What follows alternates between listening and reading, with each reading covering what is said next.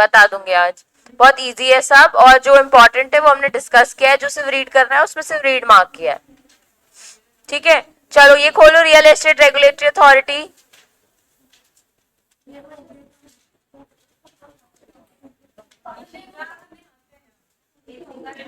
हर state में, हर union territory में एक रियल एस्टेट रेगुलेटरी अथॉरिटी है। कई कई स्टेट्स में एक से ज्यादा भी रेरा हो सकता है, ठीक है, मतलब, और कई कई दो स्टेट्स का मिला के भी एक रेरा हो सकता है। ये एक बॉडी कॉर्पोरेट है जिसका परपेचुअल सक्सेशन है, इसके पास कॉमन सील है, ये सू हो सकती है, सू कर सकती है, और कॉन्ट्रैक्ट्स में एंटर हो सकती है। इसमें दो लोग होते हैं, चेयरपर्सन मेन होता है और एटलीस्ट दो मेंबर्स, ठीक है। उसके बाद उन वो लोगों के जो चेयरपर्सन है, जो मेंबर्स है, पहली बात जो चेयरपर्सन है उसके पास 20 इयर्स का एक्सपीरियंस होना चाहिए, और जो मेंबर्स है उसके पास 15 इयर्स का, सारे रियल एस्टेट वाले सब्जेक्ट और कॉमन सब्जेक्ट्स का, ठीक है। उसके बाद इनका टर्म्स ऑफ ऑफिस हमने देखा था 5 इयर्स और 65 years, which ever is earlier. Reappointment के लिए ये लोग नहीं है एलिजिबल। फिर हमने देखा था कि जब भी इनको रेसिग्नेशन चाहिए 3 मंथ्स का नोटिस देके ये रिजाइन कर सकते हैं, और रिमूवल के पॉइंट्स वही है जो हमने सीसीआई के लिए पढ़े थे। फिर रिस्ट्रिक्शंस और चेयरपर्सन, अगर चेयरपर्सन और मेंबर अपनी जॉब छोड़ते हैं तो वो दूसरे सेम इसी डिपार्टमेंट के कोई भी एम्प्लॉयमेंट में नहीं आ सकते, और अब जब भी उन्होंने उस पोजीशन में बैठे होंगे और कोई केस हैंडल किया होगा तो वो वापस इस पोजीशन से जब सीज हो जाते हैं तो इस केस के लिए वो कभी भी रिप्रेजेंटेटिव नहीं बन सकते, ठीक है। और एक और कि वो कभी भी कोई भी कॉन्ट्रैक्ट में एंटर नहीं हो सकते जब वो ये पोजीशन से हट जाएंगे, जो केस उन्होंने हैंडल किया होगा, ठीक है। जब वो पोजीशन पे तो उन्होंने डील की होगी कोई, तो वो बाहर जाके उस डील में, कॉन्ट्रैक्ट में एंटर नहीं हो सकते।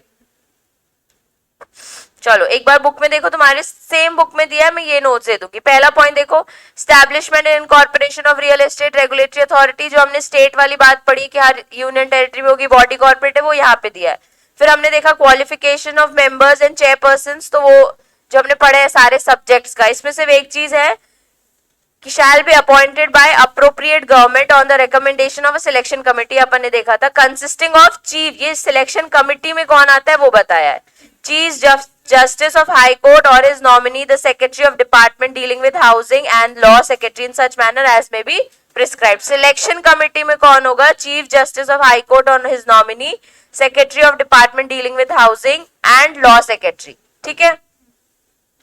टर्म ऑफिस हमने पढ़ लिया, salary allowances payable to chairperson and members, कुछ नहीं लिखा है, एज प्रिस्क्राइब लिख दिया है, फिक्स नहीं बताई है सैलरी, ठीक है। तो chairperson and other members shall be such as may be prescribed and shall not be varied to their disadvantage during the tenure. The chairperson as the case may be relinquished by giving in writing, relinquish यानी resignation, ठीक है। जब भी उसको छोड़नी है job तो writing में दे देगा, to the appropriate government not less than 3 months, जो हमने देखा है रेजिग्नेशन वाला पार्ट, और be remove from his office with in the provision of section 26 of this act. तो हमने रिमूवल और रेजिग्नेशन के पॉइंट्स देख लिए हैं, ठीक है। फिर एडमिनिस्ट्रेटिव पास, तो इनके पास जनरल सुपरिटेंडेंट और डायरेक्शंस जो कंडक्ट होंगे गुड अफेयर्स में, वो वाले पार्ट्स है। जो जनरल चीजें है ना कि ऊपर से होल्ड कर सकते हैं एक रियल एस्टेट सेक्टर को, बस वो पार है, ये सब रीड करना है एडमिनिस्ट्रेशन। रिमूवल वाले पॉइंट्स हमने पढ़ लिए थे, सीसीआई में पढ़ा, इंसॉल्वेंट हो जाए तो वो मेंटली डिसेबल्ड हो जाए, अब्यूज ऑफ हिज पोजीशन, वही बात। रिस्ट्रिक्शंस हमने देख लिए वो पॉइंट से, ठीक है।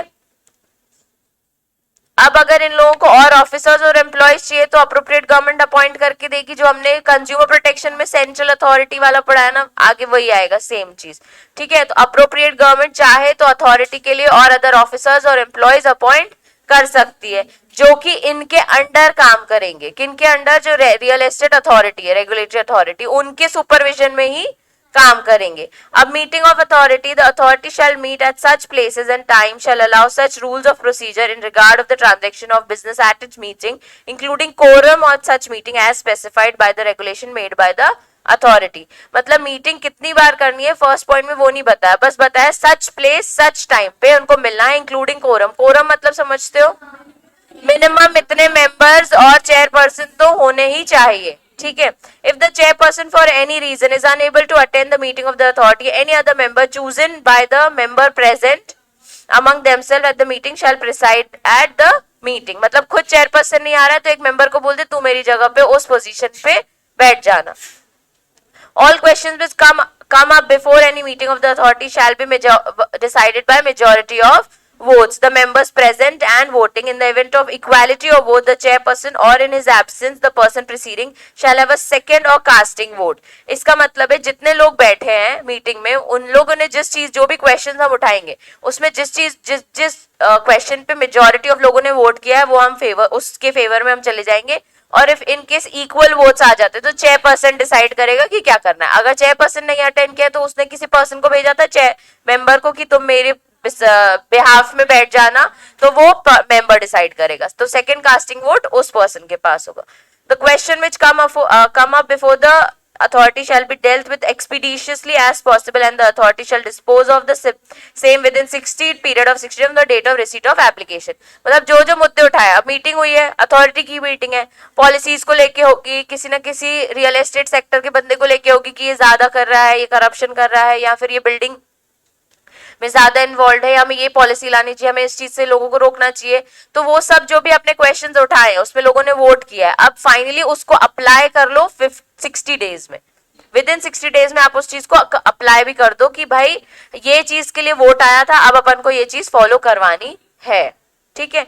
Filing of complaints with the authority और एजुकेशन ऑफिसर्स. अब अपन लोग हैं कंज्यूमर्स, अपने को प्रॉब्लम होगी तो अपने जाके रियल एस्टेट में कंप्लेन फाइल कर सकते हैं. एनी अग्रीव पर्सन लिख दिया है. ठीक है. कोई भी पर्सन जिसको प्रॉब्लम हुई है may file a complaint with the authority और the adjudicating officer as the case में बी फॉर एनी वायलेशन और contravention of provisions of this act. इस पूरे एक्ट में किसी भी पर्सन को कोई दिक्कत हुई है कि मेरे साथ ये चीज गलत हुई है, मेरे साथ ये वायलेशन हुआ है, मेरे राइट्स को यहाँ अफेक्ट किया गया है, तो आप रियल एस्टेट से रिलेटेड बात करो तो रेरा के पास आ जाओ. ठीक है. अपनी एक कंप्लेन फाइल कर सकते हो. अगेंस्ट किसके अगेंस्ट करोगे? एनी प्रमोटर, अलॉटी और real estate agent as the case may be. कई बार अलॉटीज बुक करने के बाद पैसा नहीं देते, हमने पढ़ा राइट्स एंड ड्यूटीज में, तो उनके अगेंस्ट भी हम केस फाइल कर सकते हैं. और प्रमोटर अगर आपको डिले कर रहा है आपकी बिल्डिंग में या वो सारी अमेनिटीज नहीं दी है जो उसको देनी चाहिए थी तो आप रेरा में जाके उसके खिलाफ कंप्लेन फाइल कर सकते हो. सेम रियल एस्टेट एजेंट जिसने फॉल्स रिप्रेजेंटेशंस दिए हैं, ठीक है, मिसलीड किया है कहीं ना कहीं आपको, तो आप जाके उसके पास कंप्लेन फाइल कर सकते हो. It may be noted that person shall include the association of allottees और voluntary consumer association registered under any law for time being in force. Association of allottees मतलब एक पूरा रजिस्टर्ड ग्रुप है allottees का कि हम सब मिलके जाके फ्लैट लेने की बात कर रहे हैं तो हम ये बिल्डिंग में रहेंगे. ऐसी कंज्यूमर एसोसिएशन अपने कंज्यूमर प्रोटेक्शन एक्ट में पढ़ा है तो वो लोग भी आके इसमें कंप्लेन फाइल कर सकते. तो पर्सन की डेफिनेशन में जो हमने पढ़ा है वो प्लस ये दो भी कंप्लेन फाइल करते टाइम इंक्लूड हो सकते हैं. फंक्शंस ऑफ अथॉरिटी कौन सा?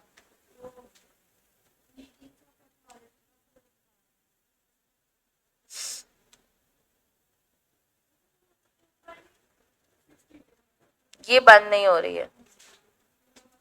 अरे मीटिंग में जो डिसाइड हुआ है उसको 60 डेज में कंप्लाई कर लो, बस इसका मतलब यही है. बंद हो गई. चलो. Functions of authority for promotion, यही है ना? हाँ. Functions of authority for promotion of real estate sector. अच्छा, हमने जैसे सीसीआई पढ़ा है ना, कहीं ना कहीं उनके पास भी राइट है कि हम प्रमोट करें इस चीज को, लोग और आए. तो इसमें इनके फंक्शंस क्या है कि भाई सबसे पहला कंज्यूमर के इंटरेस्ट को प्रोटेक्ट करो. जो भी रियल एस्टेट में एंटर हो रहा है उनका रजिस्ट्रेशन करा के तो चेक करो, वेरिफिकेशन करो, वैसे ही फंक्शंस दिए.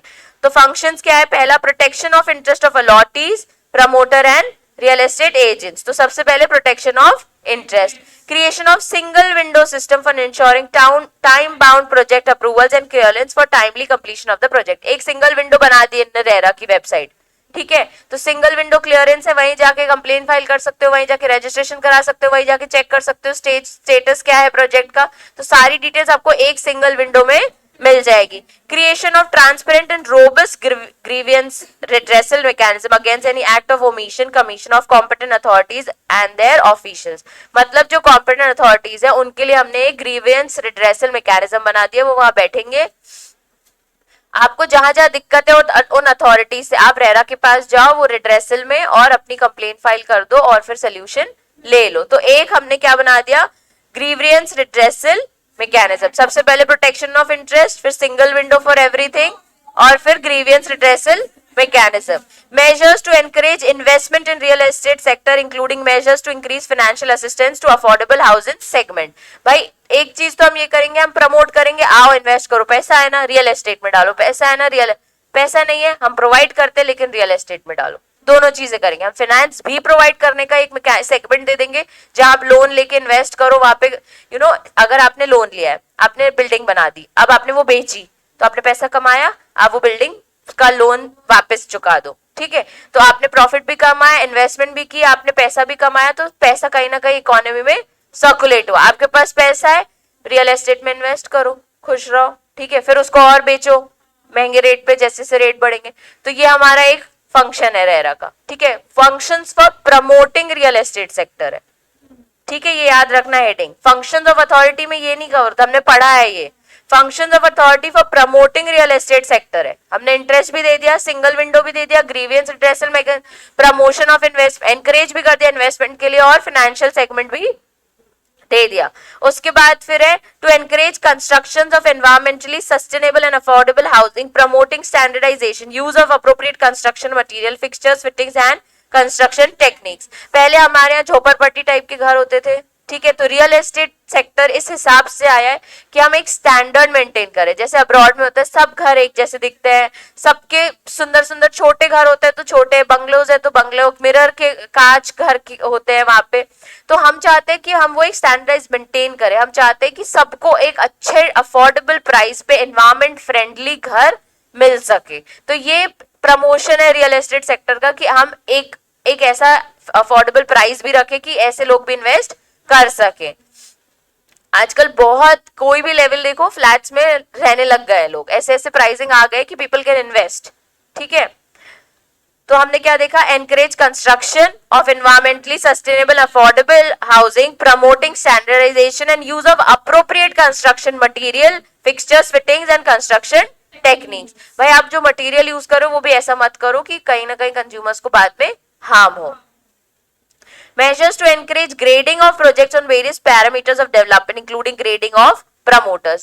जब भी वो वेबसाइट पे देखोगे ना तो सबसे पहले एक डेवलपर आ रहा था फर्स्ट नेम पे, जब अपन ने वेबसाइट देखी थी। तो अब से जबलपुर में सबको पता है राजुल बिल्डर्स है, दत्त बिल्डर्स है, ये सब ग्रेड्स की वजह से आगे आए हैं, ठीक है। इनकी ग्रेडिंग बना के रखी है गवर्नमेंट ने कि जैसे जैसे डेवलपमेंट प्रोजेक्ट्स होंगे तो हम उनको ग्रेड करेंगे, तो जितनी अच्छी ग्रेडिंग उतना मार्केट में उसका नाम होगा, उतना इन्वेस्टमेंट होगा। तो ग्रेडिंग से क्या होगा कि जो प्रमोटर्स है वो अपने आप को एनकरेज करेंगे कि हम अच्छा करें ताकि हमें ग्रेड मिले और हमें उस लेवल की मार्केटिंग मिले कि अथॉरिटी भी हमें प्रमोट कर रही है। तो प्रमोटर्स की भी ग्रेडिंग, उनके डेवलपमेंट प्रोजेक्ट्स की भी ग्रेडिंग उन्होंने रखी है, ठीक है।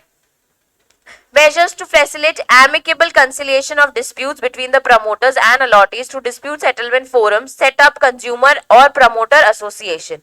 ये क्या हो गया, ये जो amicable है उसका मतलब है friendly, ठीक है।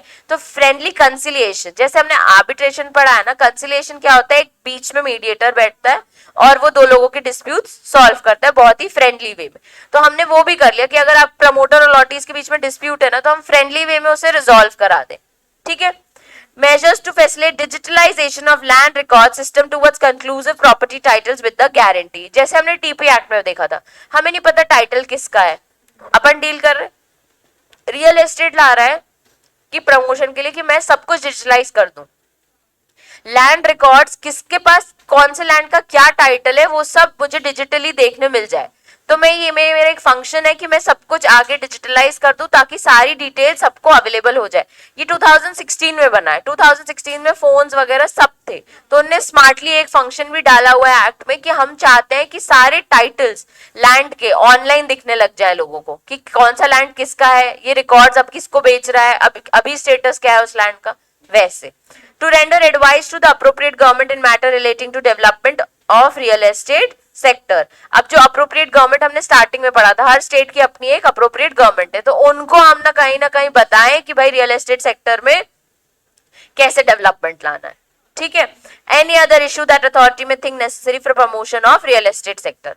बच्चों पॉइंट्स याद करो, पहला प्रोटेक्शन ऑफ इंटरेस्ट, दूसरा single window clearance, grievance redressal mechanism, फिर measures to increase financial assistance और इन्वेस्टमेंट्स, एनकरेज कंस्ट्रक्शन और अफोर्डेबल हाउसिंग, कंस्ट्रक्शन के भी जो मटेरियल्स है वो आपको सही मिले, ठीक है।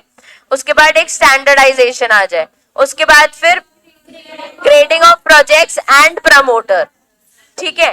फिर एमिकेबल कंसिलिएशन, फ्रेंडली वर्ड याद मत करना, वर्ड याद करना है amicable conciliation of disputes between promoter and allottees. फिर facilitate digitalization of land records, और फिर एडवाइज अप्रोप्रिएट गवर्नमेंट की कैसे डेवलप करना है रियल एस्टेट सेक्टर को, और एनी अदर इशू जो उनको फिट लगता है, ठीक है। ये हो गए functions for promotion of real estate sector.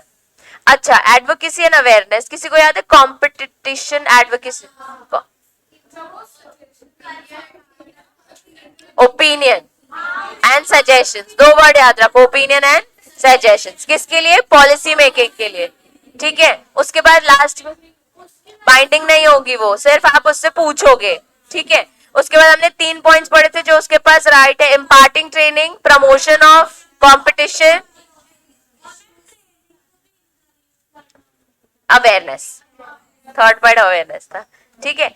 यही वही चीज यहाँ पे लिखी है, formulating while formulating the appropriate government way while formulating a policy on real estate sector, तो रेरा को वो बोल देगा कि for its opinion or possible effects on such policy within period of 60 days, हमने पढ़ा था, its opinion on appropriate may thereafter take further action it deems fit, shall not be binding on appropriate government। और फिर promotion of advocacy, creating awareness, imparting training about the laws relating to real estate sectors and policy, same चीज लिखी है। तो ये क्या है, advocacy and awareness measures, ठीक है। ये दोबारा मैं नहीं पढ़ाऊंगी। फंक्शंस ऑफ अथॉरिटी अब आए, अभी तक क्या था, functions of authority for promoting real estate sectors. अब देखो फंक्शंस क्या इंक्लूड करते हैं, सबसे पहले to register regulate real estate projects, ये इंपॉर्टेंट है, to register and regulate real estate projects, real estate agents, तो सबसे पहले registration, to publish and maintain websites of records, public viewing real estate जो हमने पढ़ा है, ठीक है। सबसे पहले अब दूसरा क्या हो गया, वेबसाइट बनाना, ठीक है, वेबसाइट मेंटेन करना ताकि सब कुछ सारी डिटेल्स कंज्यूमर्स को ऑनलाइन देख सके। To maintain a database on its website for its public viewing, enter the names photograph of promoters as defaulters including project details. अब दूसरा है कि भाई हमने डेटाबेस प्रॉपर बना दिया, ये लोग डिफॉल्टर्स हैं, इनके ग्रेड्स अच्छे हैं, ये प्रोजेक्ट्स अच्छे हैं, ये प्रोजेक्ट हमने कैंसिल किया, हमने वेबसाइट पे देखा था। तो पहला हो गया रजिस्टर करवाना जरूरी है सबको, दूसरा हो गया मेंटेन ऑफ वेबसाइट रिकॉर्ड्स, तीसरा मेंटेनेंस ऑफ डेटाबेस, फिर फोर्थ भी डेटाबेस है फॉर पब्लिक व्यूइंग, सेम क्यों लिखा है, सेम पॉइंट है,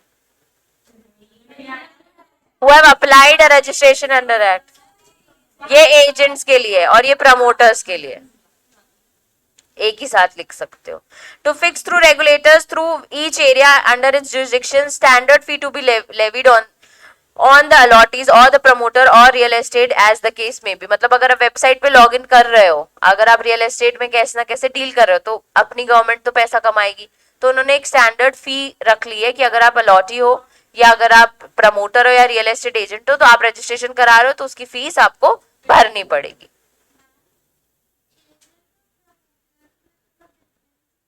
कल समझाया था। प्रमोटर की डेफिनेशन याद है, तो क्यों नहीं देखे क्लासेस, तो प्रमोटर की डेफिनेशन तो हम लोग ने याद की है क्लास में, पूछो किस इससे पूछो, ये आई थी, दिशा से पूछो, अंशिका प्रमोटर की डेफिनेशन समझाओ उसको।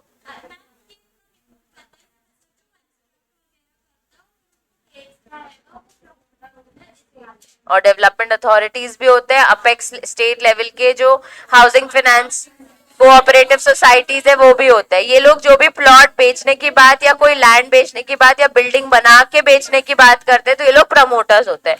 एजेंट बीच का पर्सन होता है जो सिर्फ कमीशन खाता है, रेम्यूनरेशन लेता है सर्विस की। सर्विस क्या देता है, आपने बिल्डिंग बनाई है मैं बिकवा के दूंगा, मैं एजेंट हूँ, ब्रोकर। हाँ वही जो ब्रोकर्स होते हैं। अब स्टैंडर्डाइज फीस हो गया to ensure compliance of the obligation cast upon promoters allottees real estate agents. फिर फिफ्थ आई गेस ये कौन सा पॉइंट है, 1 2 3 4 5 6 सिक्स पॉइंट कंप्लायंस से रिलेटेड है। पहले हमने देखा रजिस्टर करो, दूसरा हमने देखा वेबसाइट बनाओ, तीसरा हमने देखा डेटाबेस मेंटेन करो और प्रमोटर और रियल एस्टेट एजेंट्स का। फिर एक स्टैंडर्ड फी हम चार्ज करेंगे तीनों लोगों से। फिर कंप्लायंस इंश्योर करो कि इन लोग सब प्रोविजंस में जो भी ऑब्लिगेशंस है वो फॉलो कर रहा है। जैसे हमने सबसे पहला देखा था एप्लीकेशन देनी पड़ती है, रजिस्ट्रेशन कराना पड़ता है, ये सारे डॉक्यूमेंट्स देने पड़ते हैं, वो सब कंप्लायंसेस है। Ensure compliance of its regulations और order direction and exercise of its powers. अब रेरा ने अगर आपको कोई ऑर्डर दिया है या कोई डायरेक्शंस दिए कि आप बिल्डिंग बना रहे हो, रजिस्ट्रेशन करा लो, लेकिन आप यहाँ पे पूल नहीं बना सकते, वो यहाँ पे नहीं चल पाएगा, तो वो डायरेक्शंस और वो ऑर्डर आपको फॉलो करने पड़ेंगे। ठीक है, उसके बाद to perform such other functions as may be entrusted to the authority by appropriate government. फिर अप्रोप्रिएट गवर्नमेंट जो भी बोलेगी वो वाले फंक्शंस भी आपको करने हैं। ठीक है, अप्रोप्रिएट गवर्नमेंट क्या होता है बच्चे, जो हमने देखा है स्टेट गवर्नमेंट की स्टेट गवर्नमेंट, यूनियन टेरिटरी की without legislation state central government, और पुडुचेरी की पुडुचेरी गवर्नमेंट, और दिल्ली की ministry of urban urban development. अब ये जो ये गवर्नमेंट है, ये जो हम नाम सुनते हैं, इनके अंडर हमने बनाई है एक रेरा। ठीक है, रेरा में हमने बिठाया अथॉरिटीज, अथॉरिटीज में एक चेयरपर्सन और एटलीस्ट 2 मेंबर। ठीक है, अब power of authority to call for information, conduct and investigation. ये बच्चे रीड कर लेना, कुछ नहीं, जब वो इन्वेस्टिगेशन करेगी तो उसके पास पावर है कि वो सारे रिकॉर्ड्स, इंफॉर्मेशन, डॉक्यूमेंट्स आपसे मंगा सकती है। ठीक है, तो और उनके पास सेम एज सिविल प्रोसीजर वाली जो पावर है वही वाली पावर। सिविल प्रोसीजर वाली पावर हमने कंपटीशन में पढ़ी है और तुमने सिक्योरिटी लॉ में भी बहुत बार देखी होगी। उसमें क्या आता है, डिस्कवरी और production of books, summoning of sir, examination him on oath. ये तुम लोगों को याद हो जानी चाहिए, पूरी लाइफ टाइम काम आने वाले हैं।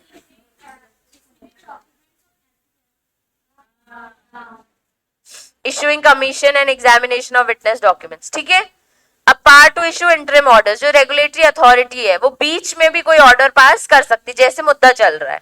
ठीक है, उसको अगर लगेगा कि यार ये मेरा टाइम वेस्ट कर रहे हैं, तुम गलत हो जो बिल्डिंग बना रहे हो, तुम्हारी बिल्डिंग गलत है, तुम्हारा हम नहीं लेंगे अपील सॉरी, तुम्हारा केस हम नहीं लेंगे, तुम्हें अपील करनी करो, मेरा ये ऑर्डर है।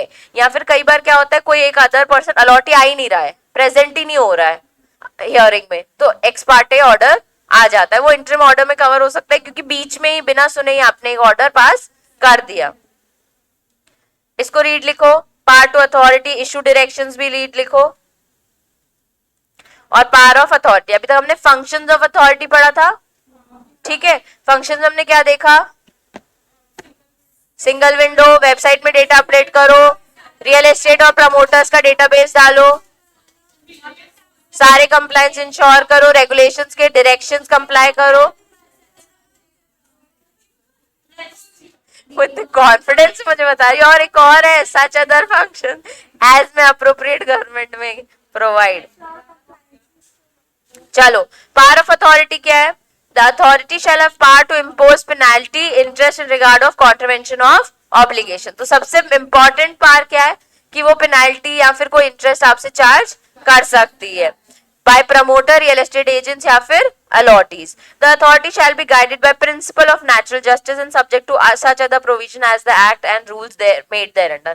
भाई ये जो अथॉरिटी बैठी है वो उसके पास सिविल पावर्स है, ठीक है, प्लस वो जनरल जो प्रिंसिपल है, एक प्रिंसिपल है ऑफ नेचुरल जस्टिस, कि कभी कभार लॉ में भी कुछ नहीं लिखा रहता, पर एक नेचुरल जस्टिस किसी पर्सन के साथ गलत हुआ है तो उसको मिलना चाहिए, तो अथॉरिटी ने वो फॉलो करना है। जैसे कि 2 लोग आए, अलॉटीज भी आए और प्रमोटर भी आए। प्रमोटर ने करोड़ों लगा दिए एक बिल्डिंग बनाने में, उस पर्सन से एक गलती हो गई कि उसने बोल दिया था इलेक्ट्रीशियन वाला जो भी काम होगा वो हम करा के देंगे, ठीक है। अब उसने क्या किया, जो बेसमेंट वाला एरिया वहां उसने इलेक्ट्रीशियन का पूरा काम करा दिया, जो इंडिविजुअल आपको स्विच बोर्ड्स लगाने हैं वो उसने छोड़ दिया होगा, तो अलॉटी ने इस चीज पे सपोज केस फाइल किया, तो प्रमोटर ने यहाँ पे जो अथॉरिटी बैठी है वो principle of natural justice follow करेगी। क्या फॉलो करेगी, अच्छा आपने स्विच बोर्ड नहीं लगाए हैं, ठीक है, वो बोल रहा है कि मुझे फ्लैट ही नहीं लेना है, ठीक है, उसने 4 फ्लैट बुक किए होंगे, बोला मुझे लेना ही नहीं है, धोखेबाज है, डिफॉल्टर है, इसको तो आप डिफॉल्टर लिस्ट में डालो, इसकी बिल्डिंग बंद करो, वो गुस्से में आ गया होगा ना, तो वहां पे प्रिंसिपल ऑफ नेचुरल जस्टिस आता है कि सुनो, इसमें फ्लैट कैंसिल करने की कोई बात नहीं है, सिर्फ स्विच बोर्ड नहीं लगे, या तो वो लगवा के दे दे या तो वो तुम्हें उस चीज का पैसा दे दे, तुम अपने पसंद का स्विचेस लगा लो। तो ये होता है प्रिंसिपल ऑफ नेचुरल जस्टिस। इसका मतलब ये नहीं कि हम प्रमोटर को छोड़ देंगे कि भैया उससे तो कोई गलती नहीं हुई, लॉ हम फॉलो करेंगे पर एक प्रिंसिपल लगाएंगे जो नेचुरल जस्टिस है। ये उस पर्सन के लिए भी जस्टिस तो होगा ना, उसको बोला गया था कि आपको स्विच बोर्ड या सब कुछ लगा के मिलेगा और जबकि उतना पार्ट नहीं मिला, बाकी सब करके मिला, तो हम प्रिंसिपल ऑफ नेचुरल जस्टिस लगाएंगे जिसमें इस पर्सन का भी फायदा और उस पर्सन का भी। इसका फायदा कैसे, इसके जो 4 फ्लैट बिक रहे थे वो अभी भी बिक रहे हैं, ठीक है।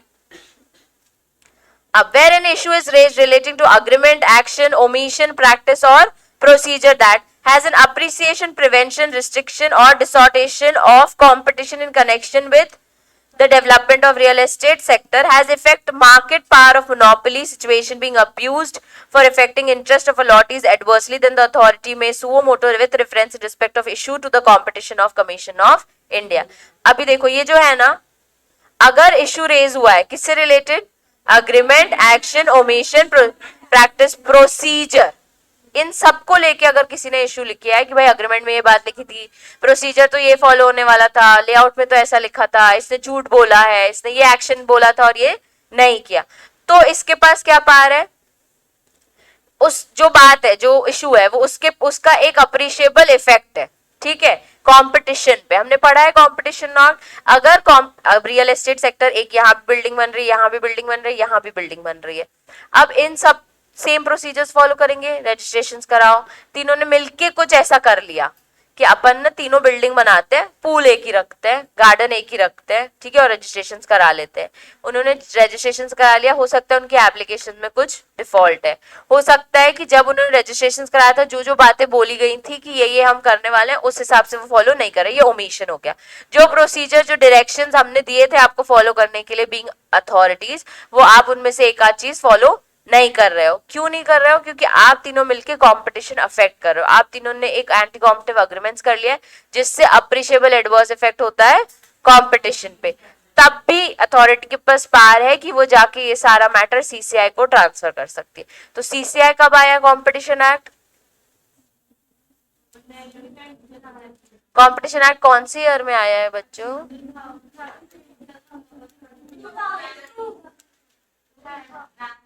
देखो जल्दी देखो, उसके बाद 2016 में आया है, ठीक है। अब जो सीसीआई है उसके पास ऑफ कोर्स ज्यादा एक्सपीरियंस है, तो हमने उसका केस उसी को ट्रांसफर कर दिया कि ये यहाँ पे दिक्कत हो रही है, 3 लोगों ने 3 बिल्डिंग लाने की कोशिश की, प्राइसिंग बहुत कम कर दी ताकि सारे फ्लैट्स लोग इन्हीं के ही ले, या फिर इनने ऐसा एंटी कॉम्पिटिटिव अग्रीमेंट्स कर लिया जो अगेंस्ट अप्रिशिएबल एडवर्स इफेक्ट है कंपटीशन में, तो हमारी अथॉरिटी के पास पावर है कि वो ये चीज सीसीआई को ट्रांसफर कर सकती है, ठीक है। यहां लिखा है has an appreciable prevention, restriction या डिसऑर्टेशन, ठीक है, of competition in connection with development of real sector, real estate sector. हम चाहते हैं वो डेवलप करे, उस कंपटीशन को उन्होंने अफेक्ट करने की कोशिश की है, या फिर मोनोपोली क्रिएट करने की कोई कोशिश कर रहा है, तो वो कुछ नहीं, सीसीआई को वो मैटर रेफर कर देगा। रेटिफिकेशन ऑफ ऑर्डर्स, अगर रेरा ने कोई ऑर्डर लिया है और उसको on the face of the record लगता है कि यहाँ मैंने मिस्टेक कर दी है, ये ऑर्डर ऐसे पास नहीं हो सकता, तो वो रेटिफाई अपना ऑर्डर कर सकता है। ये रीड लिखना,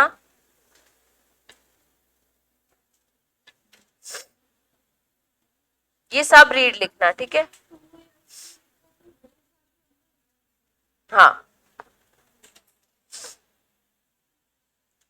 रिकवरी ऑफ इंटरेस्ट, पेनाल्टी और compensation and enforcement of order. अगर हमने कोई इंटरेस्ट लगाने बोला है, ठीक है, इंटरेस्ट हमने कल पढ़ा था, कब लगता है, अगर अलॉटी पे नहीं करता पैसे तो हम उस चीज का इंटरेस्ट चार्ज करेंगे। अगर प्रमोटर डिले करता है, ठीक है, तो हम बोलते हैं हमें फ्लैट नहीं चाहिए, तो हमें उतने टाइम का जितना डिले हुआ है उतने टाइम का इंटरेस्ट भी मिलेगा, ठीक है।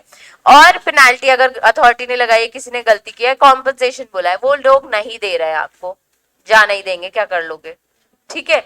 अगर ऐसी चीजें हो रही हैं तो हमारे जो रेरा है उसके पास अथॉरिटी की वो ये सब रिकवर कर सके। कैसे, if promoter, allottee, real estate agent as the case में be fails to pay any interest, penalty और compensation imposed on him by the adjudicating authority और रेगुलेटरी अथॉरिटी और एपीलेट अथॉरिटी, इन तीनों ने अगर कोई इंटरेस्ट, पेनाल्टी या कॉम्पनसेशन लगाई होगी, shall be recoverable from the promoter, allotee in such manner as may prescribed as an arrears of land, revenue.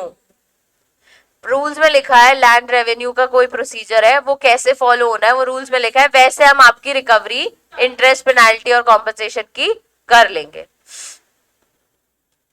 किसी को कोई बोला है कि ये एक्ट मत करना, इस किसी को कोई चीज के लिए रोकने बोला है, फिर भी वो चीज कर रहा है, तभी भी आप उससे ये सारी चीजें रिकवर कर सकते हो। Responsibilities of regulatory authority, powers पढ़ ली, फंक्शंस पढ़ लिए, अब रिस्पॉन्सिबिलिटीज क्या है। ठीक है, हेड्स हमको याद रखने हैं, पॉइंट्स तुमको समझ आ गए हैं कि रेरा क्या है, क्या फंक्शन है, पर हेड्स याद रखने हैं आंसर पॉइंट ऑफ व्यू से। ठीक है, रिस्पॉन्सिबिलिटी क्या है, अगेन वापस registration of real estate agents and projects, extension of registration of real estate projects and it's revocation. Extension कब मिलता है, फोर्स मेजर होता है। ठीक है, act of God, war, natural calamity, तो आपको एक्सटेंशन मिल सकता है। और अगर आप कोई चीज टाइम पे कंप्लीट नहीं करते तो हम आपका रजिस्ट्रेशन रिवोक भी कर सकते हैं। Recommendation for growth and promotion of health and transparency, ये रिस्पॉन्सिबिलिटी अथॉरिटी की, जब भी हम आपसे पूछेंगे एडवोकेसी और अवेयरनेस में, तो आप रेकमेंड करो कि कैसे हम इसको और ग्रो कर सकते हैं, ओपिनियंस है रिकमेंडेशंस में। फिर नोटिफाई रेगुलेशन, जैसे कोई नया रेगुलेशन आएगा नोटिफाई करेगा रेरा उसको कि अब ये चीज फॉलो करनी है। Renewal of registration of real estate agents and it's revocation, अब रिन्यू भी करा सकते हैं, रिन्यू होने के बाद भी हम रिवोक कर सकते हैं। तो वही रिन्यूअल की वो फी है, तभी वो बोल रहे थे कि हम टाइम टू टाइम कोई ना कोई फी चार्ज करेंगे, तो एक बार रजिस्ट्रेशन कराया फिर थोड़े टाइम बाद फिर रिन्यू कराना और फिर से फीस लगेगी। टू अपॉइंट वन और मोर एजुकेटिंग ऑफिस, ठीक है, ऑफिसर होना चाहिए या ऑफिस, ठीक है। To maintain a website for records of public वही, ठीक है। तो रिस्पॉन्सिबिलिटीज फंक्शंस में हमने देख लिया, रजिस्टर करो उसमें भी था, सिंगल विंडो क्लियरेंस, कंप्लायंस करो, डेटा मेंटेन करो, ठीक है। रिस्पॉन्सिबिलिटी में आता है सबसे पहले registration, extension of registration, renewal of registration, ठीक है, और फिर रिकमेंडेशन, नोटिफाई, रेगुलेशंस और maintaining of records for public wing, maintaining of a website for public, कहीं ना कहीं रिस्पॉन्सिबिलिटीज वाले पॉइंट उसमें है, ठीक है। इसमें सिर्फ एक्सटेंशन, रिन्यूअल वो उसमें नहीं था, recommendation of growth, health, transparency भी नहीं था, टू अपॉइंट वन और मोर एजुकेटिंग ऑफिसर भी नहीं था, ठीक है। तुमने क्लास नहीं देखी है क्योंकि, तो क्या मतलब, रेवोकेशन यानी जैसे रजिस्ट्रेशन कराया है, अब आपने उसमें बोला था कि ये प्रोजेक्ट हम 5 साल में कंप्लीट कर देंगे और आपने नहीं किया तो हम आपका रजिस्ट्रेशन वापस ले लेंगे। प्रमोटर है, उसको बिल्डिंग बनाने से पहले एक रजिस्ट्रेशन कराना पड़ता है, उसने रजिस्ट्रेशन कराया कि ये मेरी बिल्डिंग बनाने वाला हूं मैं, 5 साल में पूरा प्रोजेक्ट कंप्लीट हो जाएगा, ठीक है। तो वो 5 साल में कंप्लीट नहीं हुआ, जिन्होंने बुक किया था अपना फ्लैट वो 5 साल में नहीं ले पा रहे, तो हम आपका रजिस्ट्रेशन आपसे वापस ले लेंगे, या आपने कोई डिफॉल्ट किया तभी भी हम आपका रजिस्ट्रेशन वापस लेंगे, फिर आप डिफॉल्टर की लिस्ट में चले जाओगे। अब आ जाओ सेंट्रल एडवाइजरी काउंसिल, हमने पढ़ी है कंज्यूमर प्रोटेक्शन एक्ट में, याद है किसी को?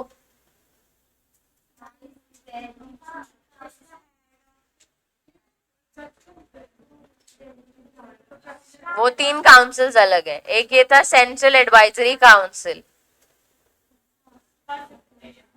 वो तो मैंने बोल दिया इसलिए। अलग से एक नया चीज आई है कंज्यूमर प्रोटेक्शन में, वो अलग ही थी वो, उसमें यही था बहुत सारे एम्प्लॉयज, ऑफिसर, सेक्रेटरी अगर चाहिए हो तो सेंट्रल गवर्नमेंट बनाती है।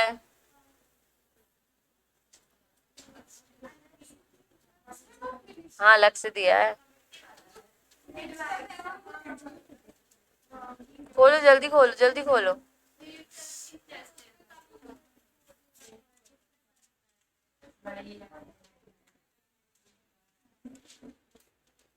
जल्दी खोलो। ये भी याद नहीं है तुम लोगों को कि कंज्यूमर प्रोटेक्शन में पढ़ा है?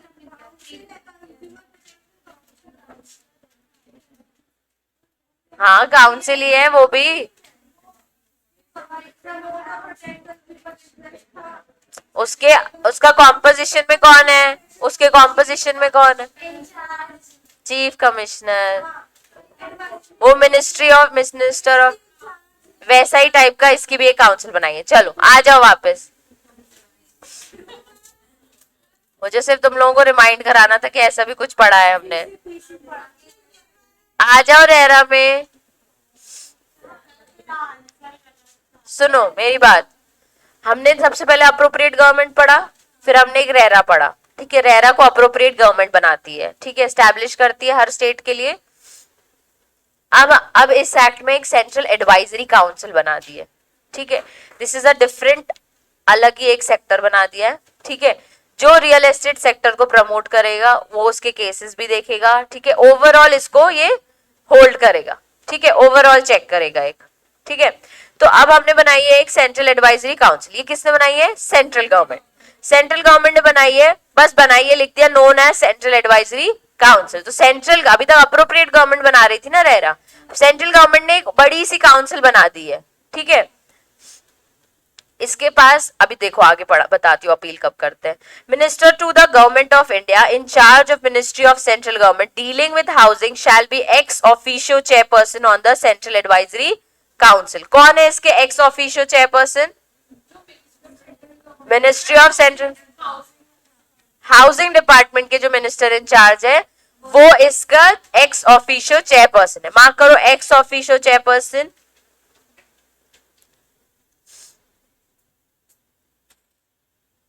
जो ministry of central government dealing with housing है। Central advisory council shell consist of representatives, कौन कौन से? Ministry of finance, ministry of industry and commerce, urban development, consumer affairs, corporate affairs, law and justice, NITI Aayog, national housing bank, housing and urban development corporation, 5 representatives of state government to be selected by rotation. Rotation यानी 5 representative, फिर rotate करो उनको, फिर और 5 लेके आओ, फिर 5 representative of real estate regulatory authorities भी होने चाहिए to be selected by rotation and any other central government department as may be notified.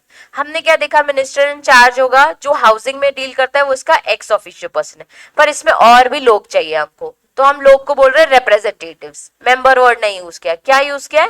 Representatives. अब हर इंडस्ट्री, हर डिपार्टमेंट की जो मिनिस्ट्री है उनको अपॉइंट कर लो, ठीक है, प्लस 5 रिप्रेजेंटेटिव हर स्टेट के, plus 5 representative real estate regulatory authority से।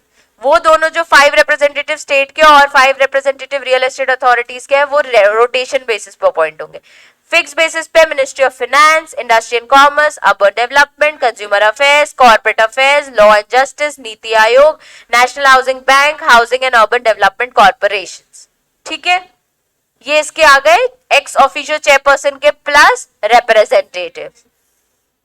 The Central Advisory Council shall consist of not more than 10 members to represent the interest of real estate industry, consumers, real estate agents, construction laborers, non-governmental organization, academic research bodies in real estate sector. कितनी बड़ी council है, इतने सारे representatives plus इनको 10 members चाहिए, normal members जो constructors हैं, ठीक है, रियल एस्टेट में डील करते हैं, गवर्नमेंट ऑर्गेनाइजेशनल से जुड़े हुए हैं, जो सिर्फ और सिर्फ अर्बन डेवलपमेंट की बातें कर रहे हैं, जो इन सब से रिलेटेड है, उसके 10 मेंबर्स हमें और चाहिए, नॉट मोर देन, ठीक है। जिनका इंटरेस्ट कहाँ है? Real estate industries, consumers, real estate agents, construction labourers, non governmental organisations and academic research bodies in real estate sectors, ठीक है। मतलब लोगों के लिए यहाँ पे जॉब अपॉर्चुनिटीज है। 4 point establish of central advisory council में, 4 पॉइंट। पहले सीजे अपॉइंट करता है, एक्स ऑफिशियो चेयरपर्सन कौन है? Ministry of India, central government में जो housing dealing in housing. 3rd point, representative बहुत सारी मिनिस्ट्रीज के, 5 स्टेट गवर्नमेंट के, 5 रियल एस्टेट के, और मैक्सिमम 10 मेंबर्स चाहिए जिनका इंटरेस्ट रियल एस्टेट इंडस्ट्रीज में है।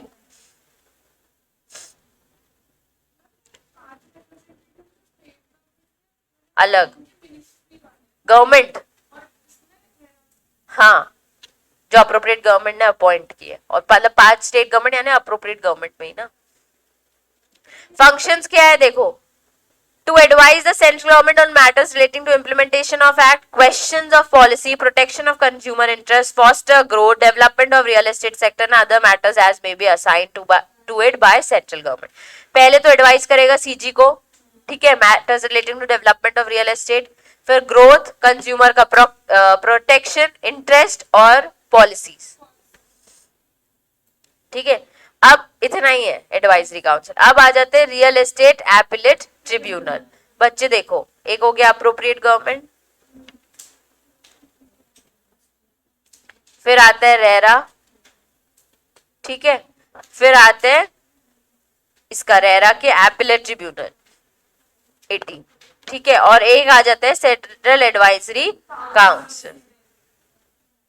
ठीक है, इसके बाद आ जाएगा हाई कोर्ट और सुप्रीम कोर्ट।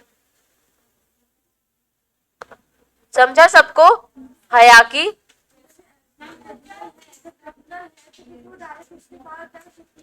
पहले आप रेरा के पास जाओगे, रेरा ने आपको ऑर्डर दिया है कि तुमने ये काम गलत किया है, तुम अग्रीव पर्सन हो रेरा से, तो एपिलेट ट्रिब्यूनल के पास जाओ, एपिलेट ट्रिब्यूनल से अग्रीव हो तो हाई कोर्ट के पास जाओ। ठीक है, तो real estate appellate tribunal to be formed by appropriate government to ensure faster resolution of disputes. Parties aggrieved by RERA order can appeal before REIT. The REIT has to adjudicate such cases within 60 days. Civil courts have prevented from exercising the jurisdiction on such matters. मतलब civil courts पे मत जाना, सीधे REIT के पास. If any parties is not satisfied with the REIT order, they can file an appeal against the REIT order to High Court within 60 days. पूरी कहानी एक paragraph में बता दी जो हमने यहाँ पे समझी। अब रेरा कैसे, ये रीट कैसे बनता है, रियल एस्टेट एपिलेट ट्रिब्यूनल कैसे बनता है?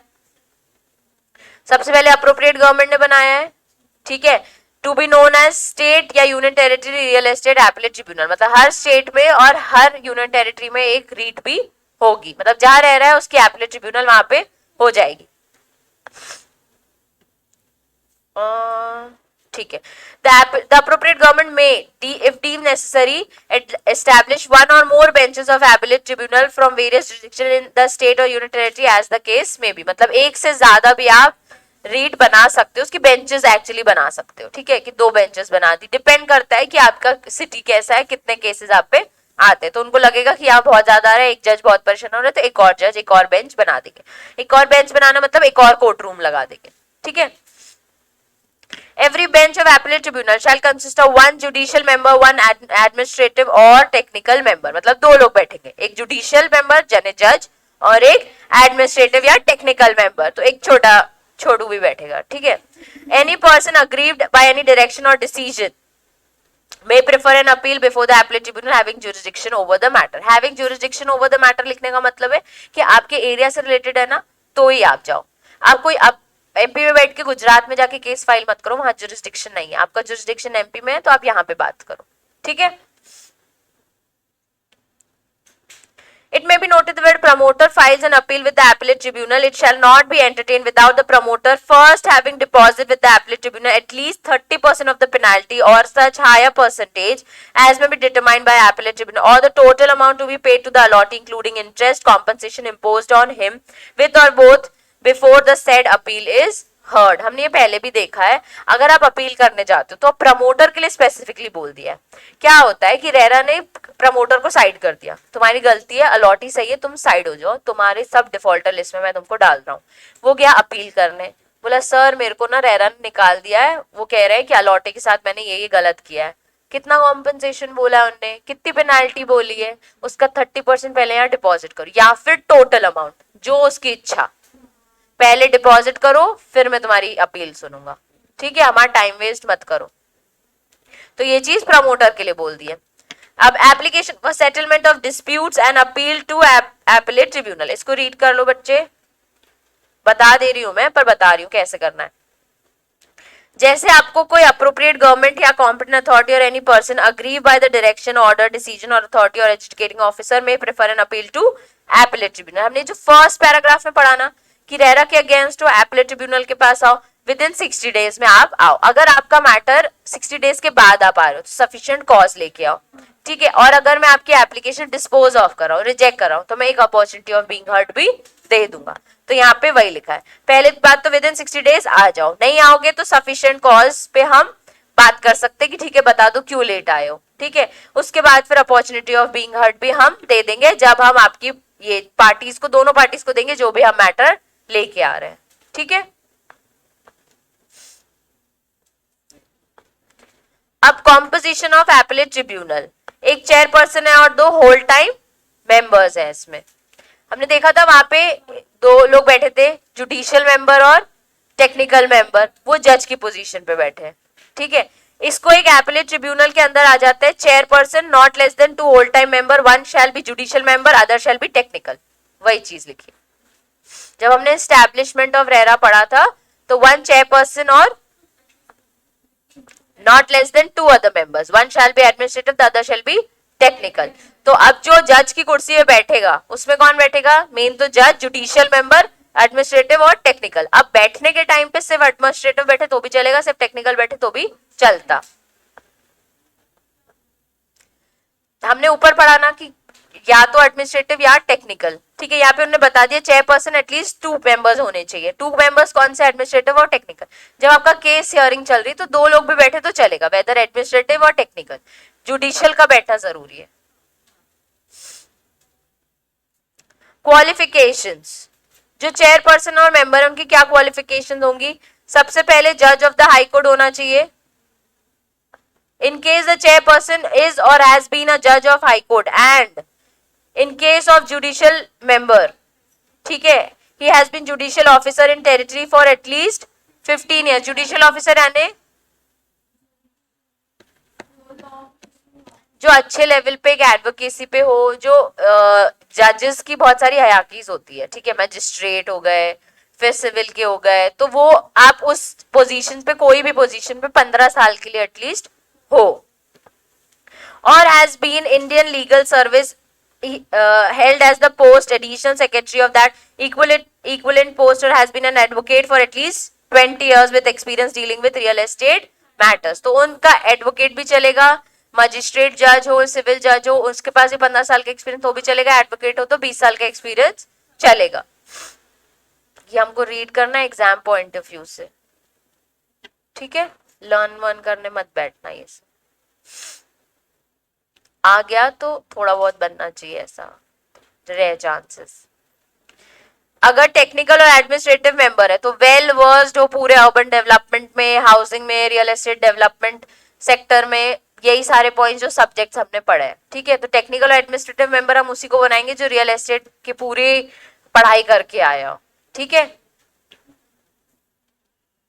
उसके पास भी एक्सपीरियंस एटलीस्ट 20 इयर्स का होना चाहिए।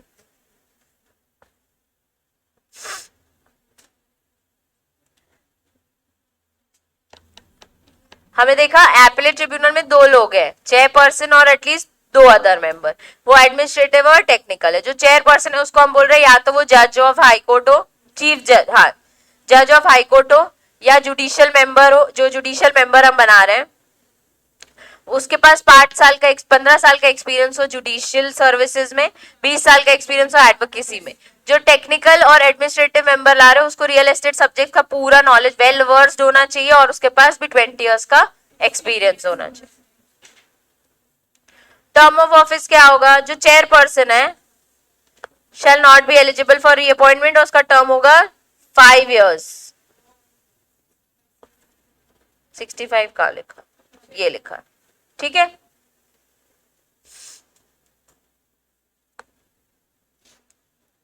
और नो जुडिशियल मेंबर टेक्निकल और admin shall hold office after he attain the age of 65। जब भी वो इस पोजीशन में आएंगे तब वो देख लेंगे कि हमारा कोई फाइनेंशियल इंटरेस्ट नहीं हो। जब वो जज की पोजीशन में बैठे तो उनका कोई इंटरेस्ट नहीं होना चाहिए उस केस हैंडल करने। रिस्ट्रिक्शंस ऊपर पढ़े, रिस्ट्रिक्शंस अभी हमने पढ़े थे रेरा के, दूसरे एम्प्लॉयमेंट में नहीं आएगा, कोई और सर्विस नहीं देगा, इसी जुडिशियल पे फाइनेंशियली डील नहीं करेगा, कोई कॉन्ट्रैक्ट नहीं करेगा, वही रिस्ट्रिक्शंस है। एक बार रीड करना है, बस रीड करना है, ठीक है। पावर्स ऑफ ट्रिब्यूनल, जो सिविल पावर्स है वही है, रीड लिख लो। एक्चुअली इतना सारा रीड इसलिए क्योंकि एक्ट तुमको पूरा दिया है, और तुम एग्जाम पॉइंट ऑफ व्यू, अगर तुम्हें एक्ट पढ़ना है तो तुम पूरा पढ़ो, पूरा याद कर लो, और तुम्हें एग्जाम पॉइंट ऑफ व्यू से पढ़ना है तो जो जो इंपॉर्टेंट है जो जो तुम्हें लगता है कि पास्ट ईयर क्वेश्चंस में आया, दैट इज स्मार्ट वर्क, कि तुम्हारा फर्स्ट प्रायोरिटी क्या एग्जाम क्लियर करना, तो तुम पहले उसके हिसाब से पढ़ो, इसलिए रीड लिखवाती हूँ, ठीक है। हमने पढ़ा right to legal representation, CA, CS, chart cost accountant और लीगल प्रैक्टिस, वही चीज लिखी है, ठीक है। इससे इससे अगर सेटिस्फाई नहीं हुए तो किसके पास जाओगे, हाई कोर्ट के पास। ये जो हमने ऊपर पढ़ा वापस उसका एक टॉपिक दे दिया, ठीक है। Real estate authorities and appellate tribunal, real estate मतलब रेरा एंड एपलेट ट्रिब्यूनल का मिलके क्या है, regulate transactions relate to both residential and commercial projects. Appellate tribunal be required to adjudicate cases in 60 days. Regulatory authority has disposed of complaints in 60 days. दोनों की बातें लिख दी है। रोल ऑफ कंपनी सेक्रेटरी क्या होगा इस सब में, तो एडवाइजरी रोल है, ड्राफ्टिंग ऑफ वेरियस डॉक्यूमेंट्स का रोल है, रजिस्ट्रेशन अंडर रेरा हम करा के देंगे आपको सर, ये सर्विस हम प्रोवाइड कर सकते हैं, लीगल रिप्रेजेंटेशन और कंपाउंडिंग ऑफ ऑफिस। ये 5-4 पॉइंट्स याद कर लेना और बाकी सिर्फ रीड कर लेना, ठीक है। ये तुम्हारे लिए बिजनेस बताया, one stop professional advisory services for real estate projects के लिए कंपनी सेक्रेटरी के पास क्या क्या है भाई, इन सब चीजों की आप एडवाइजरी दे सकते हो। ऑफेंसेस एंड पेनाल्टीज में आ जाओ, सेलिएंट फीचर्स आएंगे, ऑब्जेक्ट एंड रीजन, हमने क्वेश्चंस भी देखे थे फर्स्ट डे पे, ठीक है। चलो पेनाल्टीज में आ जाओ, आ गए, लास्ट टॉपिक है पेनाल्टीज, बहुत सारी दी है, हम सिर्फ ये ऐसे वाले से पढ़ेंगे, इसमें से नहीं पढ़ेंगे हम पेनाल्टीज, ठीक है, ये वाले टॉपिक से ही पढ़ेंगे। इसका प्रिंट और किसका प्रिंट देना था, अप्रोप्रिएट गवर्नमेंट वालों का ना। चलो penalty for non registration of project, अगर रजिस्ट्रेशन नहीं कराया, किसने नहीं कराया, प्रमोटर ने, penalty up to extent of 10% of estimated cost of project, उसका 10% देना है, मतलब करोड़ों की प्रॉपर्टी बनती है, उसका 10% आपकी पेनाल्टी है। Repeat violation for non violence मतलब सेकेंड ऑफेंस, तो इम्प्रिजनमेंट अप टू 3 years और with fine up to extent of 10% of project और बोथ, ठीक है, याद ही करनी पड़ेगी, इसलिए सिर्फ एक्सप्लेन करी, तो सब ये बहुत इजी याद हो जाएगा कि 10% लगेगा, ठीक है। रिपीट करोगे 3 साल की जेल या फिर 10% या फिर both. Penalty for providing false information, तो penalty up to 5% of the project. False information मतलब झूठी बात बोल दी, ठीक है, एडवर्टीजमेंट में कुछ गलत बोल दिया। Penalty for non performance of the functions, अब जो बोला वो किया नहीं, पहले तो झूठ बोला तो 5% दे दो, अब जो फंक्शन था वो परफॉर्म नहीं किया, तो penalty for 10,000 every day during which the default continues which में extends to 5% of cost of apartment. जैसे कि बेसिकली एक फंक्शन है हमारा कि ऑक्यूपेंसी सर्टिफिकेट ले लो, कमेंसमेंट सर्टिफिकेट ले लो या कंप्लीशन सर्टिफिकेट, अब आपने नहीं लिया, भूल गए, ले अब आ रहे हो कि कंप्लीशन सर्टिफिकेट दे दो सर, कितना टाइम हो गया, साल भर हो गया, ठीक है, साल भर हो गया, हर दिन का 10,000 लेके आओ, ठीक है, विच में extends to 5% of the cost of apartment, एक अपार्टमेंट का 5% जो भी कॉस्ट होगा उतना तक तो आपको पे करना ही पड़ेगा, प्लस हर दिन का, प्लस नहीं है, हर दिन का हम 10,000 कैलकुलेट, जितना वो 5% तक हो जाए, अगर उतना हो जाता है तो वो मैक्सिमम, नहीं तो जितना आपका 10,000 का बनता है पर day. Penalty for other contravention, इसके अलावा कुछ भी तो 5% of the cost of project. Failure to comply orders with the authority, तो 5% ऑफ कॉस्ट ऑफ प्रोजेक्ट्स, ठीक है। Failure to comply with the orders of appellate tribunal, तो पनिशमेंट विद इम्प्रिजनमेंट विच में एक्सटेंड टू 3 years और fine of every day during which the default which may cumulatively extend up to 10% of the cost of projects. इसका मतलब है 3 साल की jail या फिर हर दिन की एक फी जो डिफाइंड नहीं है, और वो जो फी है ना वो 10% ऑफ द कॉस्ट तक जा सकती है, ठीक है। Penalty to real estate agents, तो फिर से उसने रजिस्ट्रेशन नहीं कराया, उसने कंप्लाई नहीं किया और उसने एपेलेट की बात नहीं सुनी, तो अगर उसने रजिस्ट्रेशन नहीं कराया non performance of function agent ने, तो फिर आ जाएगा ही shall be liable for 10,000 per day which में extends to 5% of the cost of building और अपार्टमेंट। फिर failure to comply with the authority may भी extend up to 5% of estimated cost of building and apartment. Every day की fees लगेगी, जो कि extend होगी 5% तक। ठीक है, हमने देखो फर्स्ट वाली पढ़ी ना 10%, फिर 10%, ये इजी थी। फिर हमने 5% पढ़ी। अब जब से नॉन परफॉर्मेंस कॉन्ट्रवेंशन नहीं, नॉन परफॉर्मेंस कंप्लाई अथॉरिटी के ऑर्डर्स को और कंप्लाई एपीलेट ट्रिब्यूनल को, इसमें पर डे फीस लग रही है आपको, विच में एक्सटेंड टू 5% ऑफ प्रोजेक्ट या फिर एपीलेट ट्रिब्यूनल टू 10%। ऐसी आ जाओ, रियल एस्टेट एजेंट ने अगर एपीलेट ट्रिब्यूनल की बात नहीं सुनी तो imprisonment extend up to 1 year, every day का फाइन विच में एक्सटेंड अप टू 10%। तो जहां एपीलेट ट्रिब्यूनल है वहां 10% है और अथॉरिटी के ऑर्डर्स है तो 5% of the apartment of building. अब अलॉटी की कब होगी? जब वो अथॉरिटी की बात नहीं सुनेगा और एपीलेट ट्रिब्यूनल की बात नहीं सुनेगा। तो अगर अलॉटी ने नहीं सुनी तो liable to the penalty during such default continues which may cumulatively extend up to 5% of apartment and building, और वैसी इसके केस में 10 साल और वही सेम 1 साल की जेल। ठीक है, पेनाल्टी इसकी याद करना इजी है, मैं यही दे दूंगी पूरा तुमको ड्राफ्ट। ठीक है, इसी में से ही पढ़ना, उसमें मत देखो। अब एक बार फर्स्ट पेज पे आ जाओ रेरा के। हमने बहुत सारी चीजें रीड, बहुत सारी चीजें लर्न लिखी, बहुत सारी चीजें तुमको घर पे पढ़ने बोली थी पर वो एक्चुअल में लर्न थी, तो वो मार्क कर लेते हैं।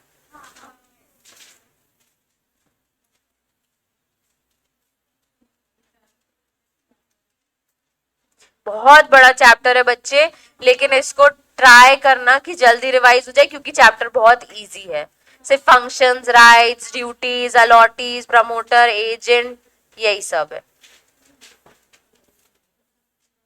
रीड का मतलब ये नहीं होता है कि चीजें हमें सिर्फ रीड करके छोड़ दिया, हमें समझ के हिंदी में लिख देनी है वहां पे। ठीक है,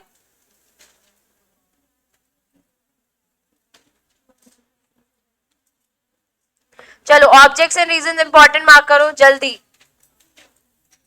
दोबारा नहीं बताऊंगी। ठीक है, objects and reasons important, salient features important, advantage important. Important मतलब पढ़ना ही है, याद ही करना है। ठीक है, इंपॉर्टेंट डेफिनेशंस में carpet area, commencement certificates, common areas क्या होता है, ये सब हमको रीड करना है। ठीक है, कंप्लीशन सर्टिफिकेट, हाँ मतलब एक बार आया है लास्ट अटेम्प्ट में, वैसे नहीं आया तो तुम डेफिनेशंस रीड मतलब तुम्हें हिंदी में वहां लिख देनी है। रीड मतलब शॉर्ट में हिंदी में लिख देना है, पता होना चाहिए तुमको, करना है ना। रीड बोला तो carpet area, common area, commencement certificate, occupancy certificate, completion certificate, promoter की डेफिनेशन, ये डेफिनेशन है, ये तुम्हें याद होनी चाहिए, मतलब ये वाली सारी तुम्हें देखनी ही है जितनी बार भी रियल एस्टेट पढ़ोगे। Appropriate government, responsibility of appropriate government mark करो। रजिस्ट्रेशन में, रजिस्ट्रेशन को रीड लिख दो, हिंदी में लिख लेना। ठीक है, एक काम करो, रुको रुको, रजिस्ट्रेशन को मार्क करो, projects exempt from the ambit of the act mark करो। ठीक है, पढ़ने ही है, इंपॉर्टेंट मार्क करो मतलब। एप्लीकेशन को रीड करो, नो सेकेंड। चलो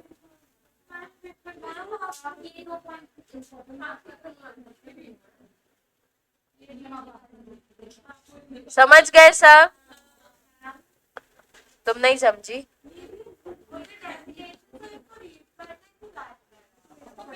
तुम लर्न करना, ठीक है, तुम्हारे लिए लर्न है। Granting of registration read, extension read, सब ये बाजू में हिंदी में लिखना है। रेवोकेशन रीड, ऑब्लिगेशन रीड, ये रजिस्ट्रेशन पढ़ लेना रियल एस्टेट एजेंट्स का। ठीक है, फंक्शंस लर्न, ये इंपॉर्टेंट है।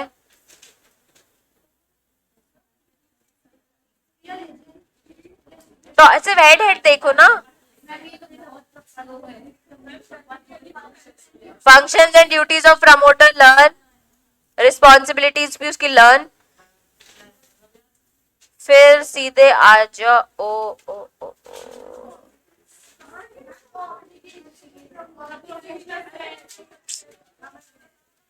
ऑब्लिगेशन ऑफ प्रमोटर, मैंने अभी बोला ही कहा, रुको ना, उतना मार्क किया। Obligation of promoter read, no deposit और एडवांस वाला भी read, adherence to sanction plan read, इसमें से मार्क कर लेना, अभी चिल कर लो 10 मिनट। स्ट्रक्चरल डिफेक्ट याद कर लो, क्योंकि पता होना चाहिए 5 साल तक प्रमोटर की ड्यूटी है, ठीक है। Obligation of the promoter in case of transfer of real estate read, Hindi में लिख देना साइड में, ठीक है। Obligation of promoter regarding insurance read, transfer of title read, return of amount of compensation,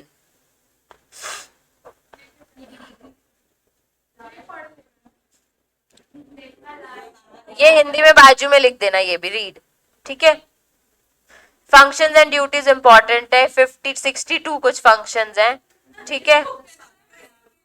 मैं बता दूंगी इसको मैं तुम्हें शॉर्ट में देख के, ठीक है। रिपीटेड फंक्शंस है, तुम्हें 62 कभी नहीं लिखना है, इसमें शॉर्ट ही में लिखा है, और क्या शॉर्ट में दूंगी मैं, बहुत छोटी लाइन लिखी है, इसके हेड पॉइंट्स नहीं है ना। Rights and duties important, rights and duties important. अब ये जो रेरा है, एपेलेट ट्रिब्यूनल है, इनके कॉम्पोजिशंस, इनमें कौन बैठेगा, सच अदर ऑफिस, ये सब तुम्हें पढ़ के समझ के साइड में लिखने पड़ेंगे, एवरीथिंग, ठीक है। पेनाल्टीज जो मैं दूंगी उससे पढ़ना। अब इसमें सब में सिविल पास दी है, एडवोकेसी अवेयरनेस दिया है, ये सब तुम्हें पढ़ के साइड में लिखना है। अभी तक नहीं आया, हो सकता है आए। फंक्शंस ऑफ अथॉरिटी मार्क कर दो, सब कुछ, एवरीथिंग अबाउट द अथॉरिटी, एक पूरा टॉपिक है। RERA, appellate tribunal, central advisory council, और फिर हाई कोर्ट तक जा रहा है, हाई कोर्ट वाला is read read read, penalties, ये 4 टॉपिक है अलग अलग।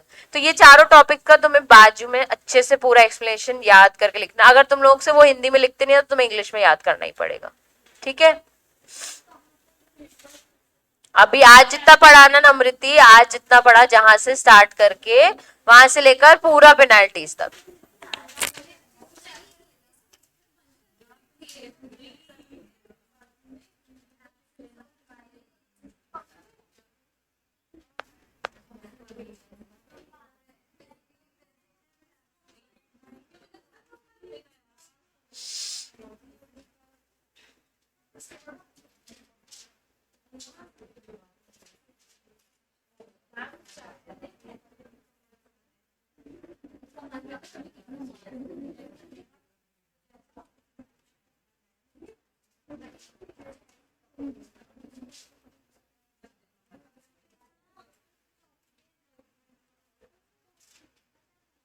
चलो पहला क्वेश्चन है, functions of real estate agents under real estate regulation development act 2016। तो हमने अभी मार्क किए फंक्शंस, ड्यूटीज, जहां registration of real estate agent word है ना, वो तुमको पता होना चाहिए, जो वो टॉपिक है पूरा, registration of real estate agent, उसी में बताया है सब, ठीक है। क्योंकि ड्यूटीज, राइट्स, अलॉटीज और प्रमोटर और इन सब के दिए है। फिर इसके ऑप्शन में एक क्वेश्चन है, duties and functions of real estate regulatory authority. अब भी हमने आज देखे कि इसके क्या ड्यूटीज है और क्या फंक्शंस है। क्या है? प्रोटेक्ट करना इंटरेस्ट को, सिंगल विंडो वाला हाँ रियल एस्टेट अथॉरिटी में ही है, तो उसकी ड्यूटीज और फंक्शंस हमें बताना है, ठीक है। तभी मैंने अभी वो पूरे टॉपिक मार्क करा है। वो प्रमोट वाले अलग है, दूसरे वाले जब प्रमोट वाले पूछे तो प्रमोशन वाले मत बोलो।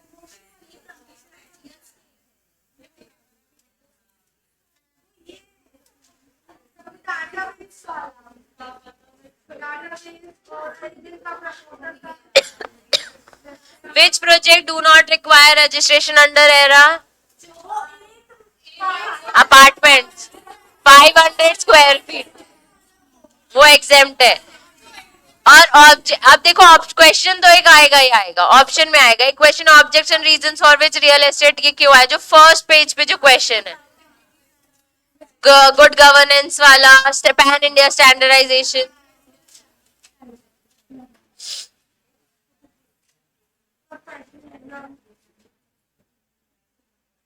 राइट्स ऑफ अलॉटीज हमने पढ़ा, राइट क्या है, स्टेट वाइज उनको सब पता हो, पूरा स्केड्यूल पता हो, लेआउट सैंक्शन प्लान सब पता हो, ठीक है, वो उसके राइट्स है, सिर्फ राइट्स पूछे, उसमें ड्यूटीज भी उसकी इंक्लूडेड है कि वो टाइम पे करेगा, सब याद कर लेना वो, ठीक है।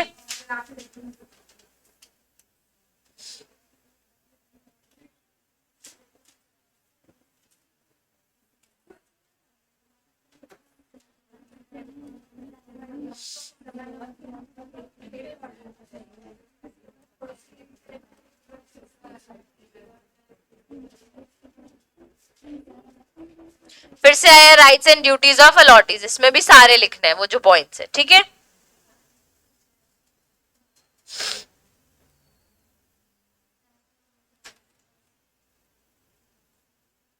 फिर से objects and reasons of real estate,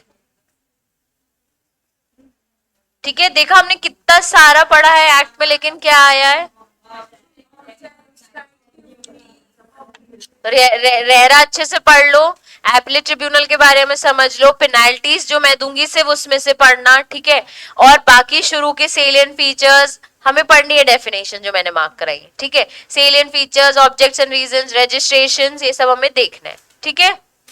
अच्छा, अब इंडेक्स खोलो।